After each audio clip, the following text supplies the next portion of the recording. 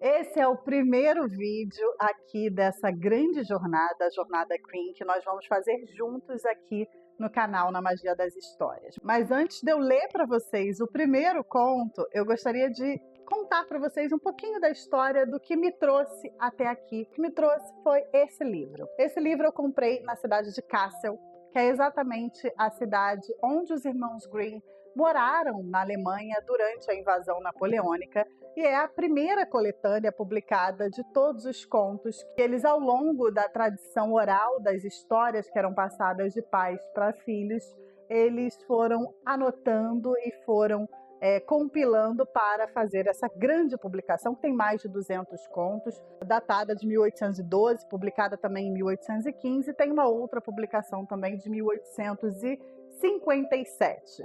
Eis que eu cheguei lá em Kassel e adquiri essa obra no original em alemão. Eu sempre tive uma grande curiosidade de conhecer todos os contos de fadas em suas versões originais e fazer uma análise, de como esses contos traduziam o imaginário cultural da época, traduziam as mensagens daquela época, e é essa jornada que a gente vai embarcar por aqui.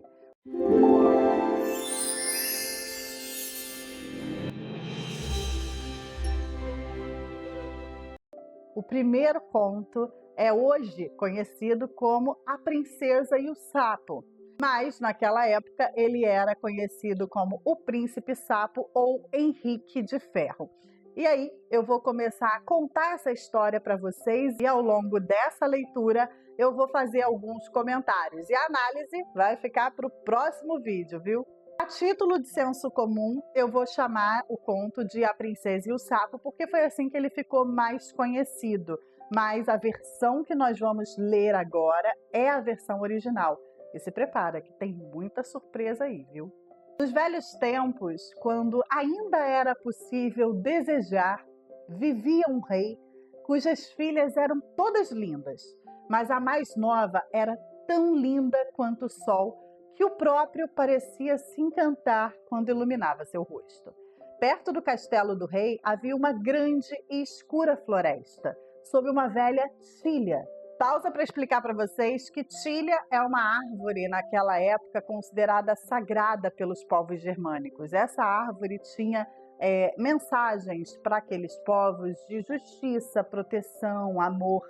Então, essa tilha aparece aí nessa história dos irmãos Grimm.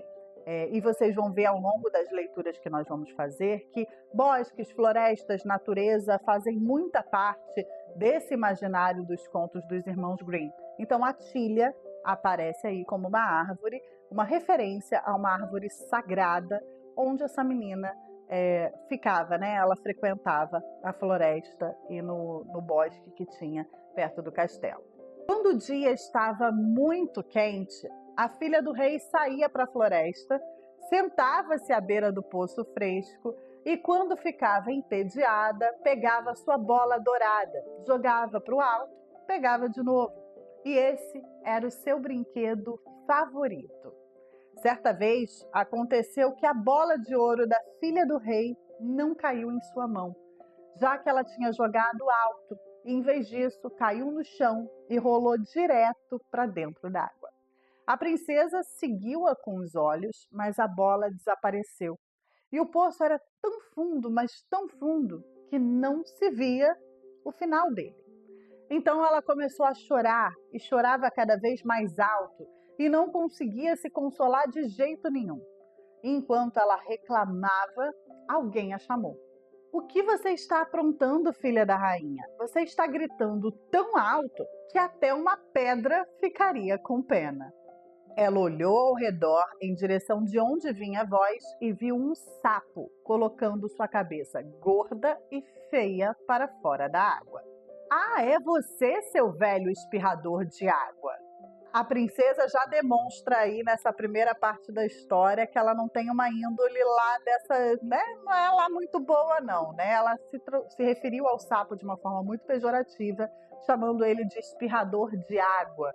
Em alemão vou colocar a palavra aqui como a escrita, mas é um termo pejorativo na língua. Então, é você, seu velho espirrador de água, disse ela. Eu choro pela minha bola de ouro que caiu no poço. O sapo respondeu: fique quieta e não chore. Provavelmente eu posso ajudar. Mas o que você me daria em troca se eu pegar o seu brinquedo de volta? Ela, desesperada, respondeu: o que você quiser, querido sapo, disse ela. Minhas roupas, minhas pérolas e pedras preciosas, até mesmo a coroa de ouro que eu uso. Tamanho era o valor que aquela bola de ouro tinha para ela, já que era o brinquedo favorito. Suas roupas, suas pérolas e pedras preciosas e sua coroa de ouro, eu não gosto delas. Mas se você me amar e eu for seu companheiro, companheiro de brincadeiras, e sentar ao seu lado em sua mesinha, comer do seu prato de ouro, beber da sua xícara e dormir na sua cama, se você me prometer isso, eu descerei e buscarei sua bola de ouro para você de volta. Observe que o sapo fez uma proposta bem difícil, mas ela aceitou. Assim, disse ela, eu prometo tudo o que você quiser se me trouxer a bola de volta.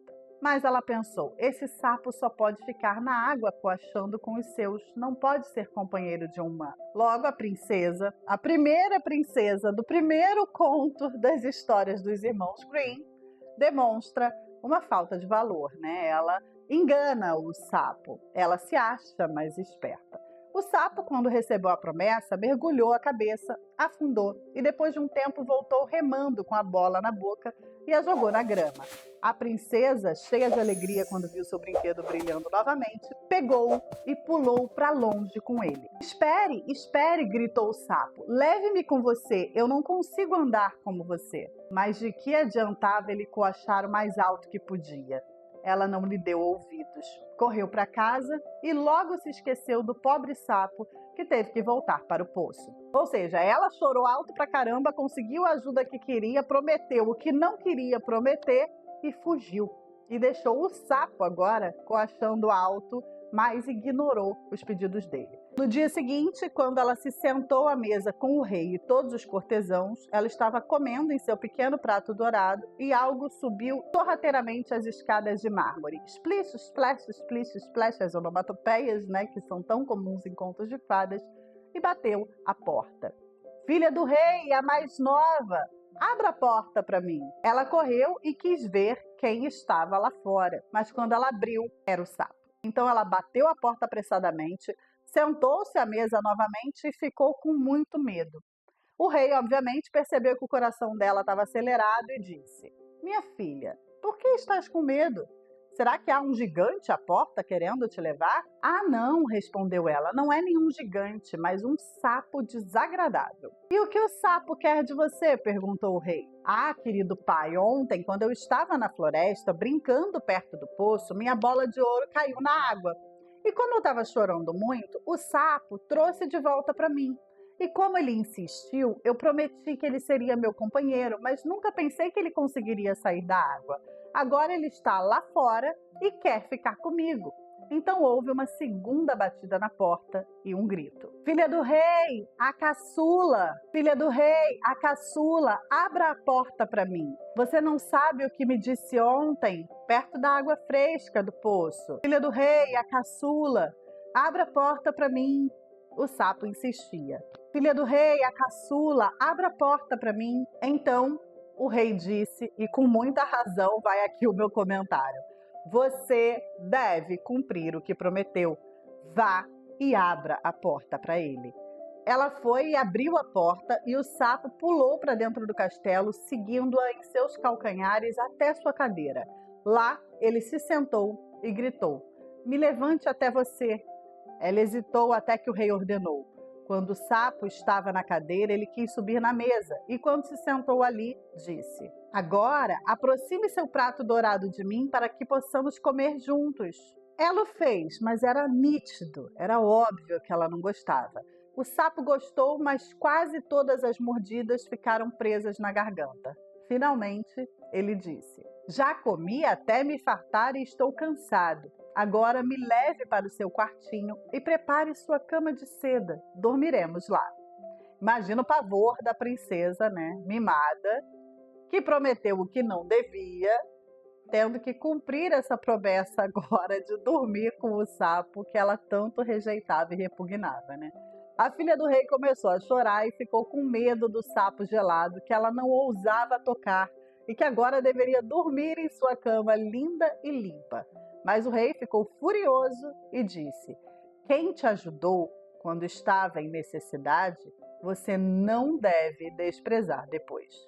E aí vem mais uma lição principal desse conto. Primeiro, o respeito à palavra e à honra, e agora a questão da gratidão. Então ela o agarrou com os 2 dedos, carregou-o para o andar de cima e o colocou num canto. Mas quando ela estava já deitada na cama, ele veio rastejando e disse: eu estou cansado, quero dormir tanto quanto você. Me levante ou eu conto para o seu pai. Então ela ficou muito brava, pegou-o no colo e jogou-o contra a parede com toda a sua força. E aí vem uma observação muito importante. Na história da Princesa e o Sapo, conhecida nos dias de hoje, a princesa beija o sapo para que o feitiço seja quebrado. Agora, a gente vai ver o que vai acontecer. O feitiço será quebrado, mas não com um beijo. Agora você terá paz, seu sapo nojento. Mas quando ele caiu, ele não era mais um sapo. Era um príncipe, com os olhos lindos e amigáveis. De acordo com os desejos de seu pai, ele agora era seu querido companheiro e marido. Então ele lhe disse que havia sido amaldiçoado por uma bruxa má e que ninguém poderia tê-lo resgatado do poço a não ser ela, e que amanhã eles iriam juntos para o reino dele. Então eles adormeceram e na manhã seguinte, quando o sol os acordou, uma carruagem chegou puxada por 8 cavalos brancos, com penas brancas de avestruz na cabeça e correntes de ouro. E na parte de trás estava o servo do jovem rei, o fiel Henrique. O fiel Henrique ficou tão triste quando seu mestre foi transformado em sapo, que colocou 3 faixas de ferro em volta de seu coração para que ele não explodisse de dor e de tristeza. A carruagem deveria levar o jovem rei ao seu reino. O fiel Henrique os colocou nela, sentou-se novamente no banco de trás e ficou radiante com o resgate.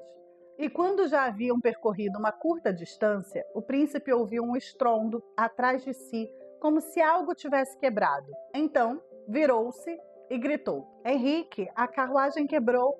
Não, senhor, não é a carruagem. É uma faixa do meu coração, que sofria muito quando você estava sentado no poço. Mais uma vez, houve um acidente na estrada e o príncipe pensou que a carruagem estava se partindo, mas eram apenas os laços que estavam se rompendo no coração do fiel Henrique, porque seu mestre estava redimido e feliz. Essa é a história da Princesa e do Sapo, originalmente o Príncipe Sapo ou Henrique de Ferro. A gente tem aí uma princesa mimada, mau caráter, que confesso me deixou com um ranço. Fiquei com bastante raiva no momento em que ela jogou o sapo e quebrou o feitiço.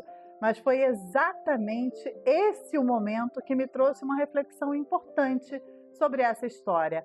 Ao contrário do que nos contos recentes, né, as versões mais recentes a gente conhece, o feitiço é sempre quebrado com um beijo de amor verdadeiro. O feitiço, nesse caso, foi quebrado com um ato de violência. E aí, eu fiquei alguns dias com a pergunta, gente, mas por que um ato de violência fez o feitiço do sapo ser quebrado? E ao mesmo tempo, Henrique de Ferro era extremamente leal a ele. A princesa prometeu e não cumpriu. Henrique nunca prometeu nada, mas sempre esteve ali pelo sapo ou pelo príncipe. No próximo vídeo, a gente vai descobrir por que o feitiço do sapo foi quebrado com um ato de violência. Você já parou para pensar nisso? Os vídeos novos entram no ar aqui toda quarta-feira, então é só você vir e assistir. O primeiro vídeo sempre vai ser a leitura comentada da história. O segundo, a análise sob alguma perspectiva que só eu aqui vou olhar e vou pensar e vou tirar alguma lição para a gente compartilhar. Depois, o terceiro vídeo sempre vai ser uma conversa ao vivo para a gente falar sobre o conto que a gente acabou de estudar, investigar, se aprofundar e se apaixonar. Porque no final das contas é sobre isso, né? Sobre a magia das histórias. Até semana que vem.